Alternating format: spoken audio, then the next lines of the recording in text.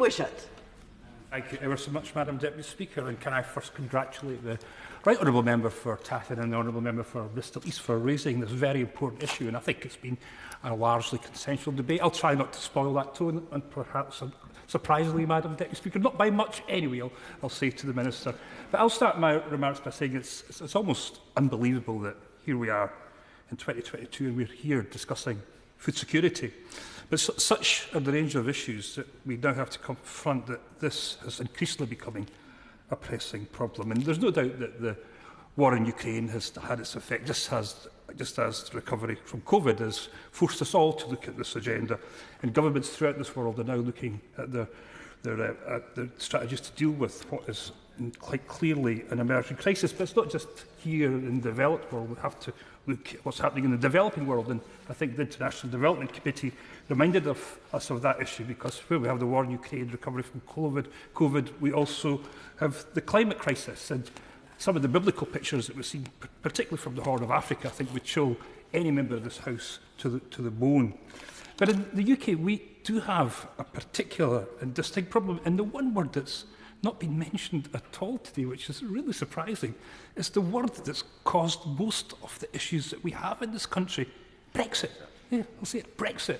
Brexit has made sure that we in the UK have a particular problem and a range of issues that's not shared with any other comparable country right across the world. And it's led to a set of situations and circumstances that has negatively and adversely impacted on this country that we don't see elsewhere. And it's just so surprising that in all the contributions we've had today, it's the one word that has never been mentioned.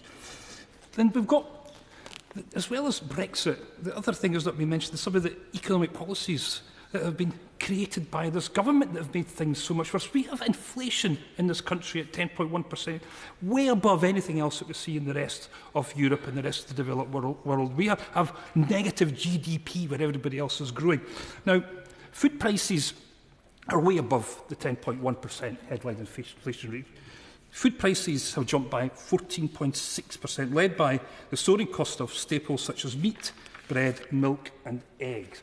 We now have a term for what's going on in households across the United Kingdom. It's called low food security, where households reduce the quality and desirability of their diets just in order to make ends meet. But worse than that, we have this term very low food security, where household members are reducing food intake because they lack money or other resources for food. And I know it gets said an awful lot in this House, but this winter, it's probably an understatement to say that for many households it will be an uncomfortable choice whether to eat or to heat. This, in one of the most prosperous countries in the world, is something that should shame us all. But it is Brexit that remains the biggest homegrown issue that has singled out the UK for particular misery and has hampered the UK's food production, acquisition and security. Brexit has meant that we have to look away from our domestic food production and deprioritise it, because we've now got to secure these free trade deals supporting cheaper imported food. We now have got to the stage, Madam Deputy Speaker, where the UK's food self-sufficiency is below 60% compared to 80% 2 decades ago. In 2020, the UK imported 46% of the food it consumed, 28% of that coming from Europe, by the way. This means that the UK imports more than it exports, particularly when it comes to fruit and vegetables, something that will only increase unless is addressed. And in days like this, particularly when we've seen the experience of the Ukraine war, we should be building resilience in domestic food production. But instead, we are threatening it with these unbalanced trade deals. We only need to look at the deals that were struck with Australia and New Zealand to see how the market has become more vulnerable to lower standards, to open it up for cheap imports. The NFS addresses some of these issues, and what the NFS says, which I hope the government takes on board, is that the government should only agree to cut tariffs on products that meet our standards here in the UK. Now, cheap imports are such an issue that a farmer in my constituency today has said to the BBC that he's giving away a crop of blueberries which would normally be worth £3 million to the charity sector into food banks. He reckons that crop that would usually get £3 million has lost £1 million in value. It's no longer any point. It's not economically worth it for him now to take that crop to market. Now, it's an incredible generosity to be able to donate that crop. But how have we got to a situation where we are allowing a situation like this to develop? This is a farm that's been in business in the very productive area of Strathmore in my constituency for over 100 years, having to give a crop away because there is no value in harvesting it. But all over the UK, farmers and food producers are concerned about the pressures of rising input costs on their businesses. The NFU say that growers were doing everything they can to reduce overheads, but double or even triple-digit inflation continues to cripple the sector. This is agflation, where it's so bad that fruit and vegetable growers are facing inflation rates of up to 24%. These rapidly rising costs could lead to a drop of 10% production and more produce being left unharvested. And I know the NFU have written to government to call for urgent action to help UK farmers produce enough food to keep supermarkets stocked and affordable.